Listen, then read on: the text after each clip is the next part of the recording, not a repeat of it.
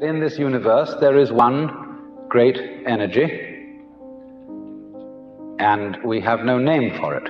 People have tried various names for it, like God, like Brahman, like Tao.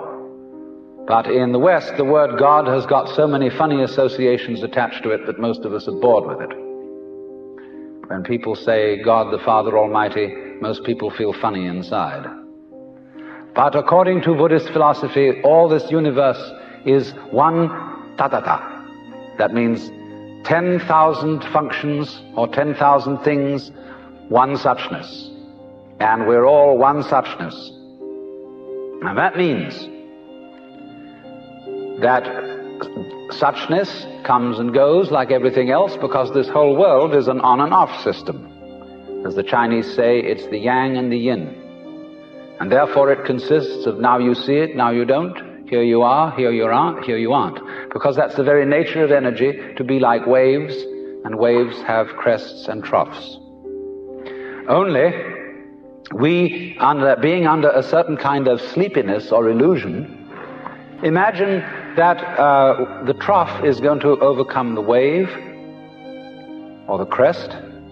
The yin, the dark principle, is going to overcome the yang, or the light principle, and that off is finally going to triumph over on. And we, shall I say, bug ourselves by indulging in that illusion.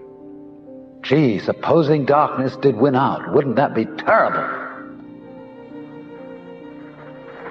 And so we're constantly trembling and thinking that it may, because after all, isn't it odd that anything exists? It's most peculiar. It requires effort, it requires energy, and it would be so much easier for there to have been nothing at all. Therefore we think, well, since the is side of things is so much effort, you always give up after a while and you sink back into death. But death is just the other face of energy,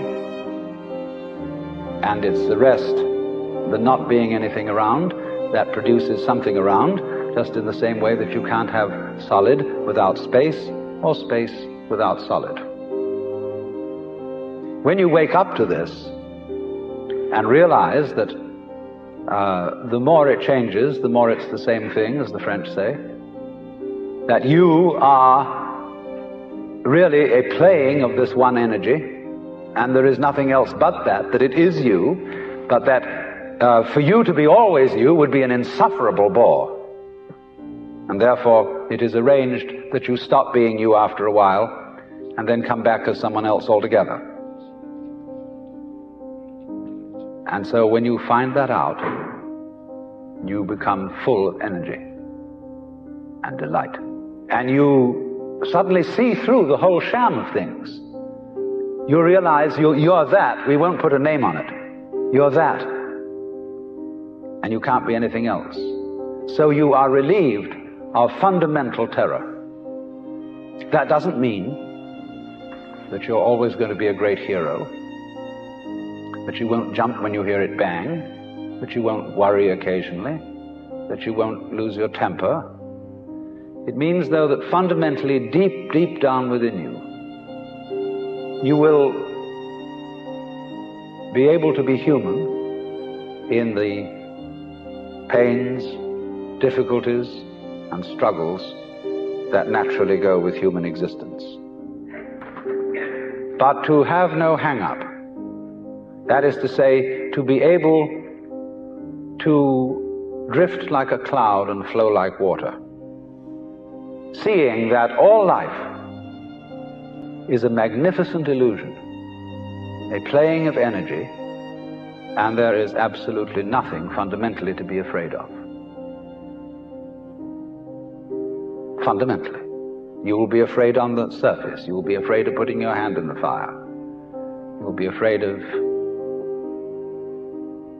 getting sick. But you will not be afraid of fear. Fear will pass over your mind like a black cloud will be reflected in the mirror.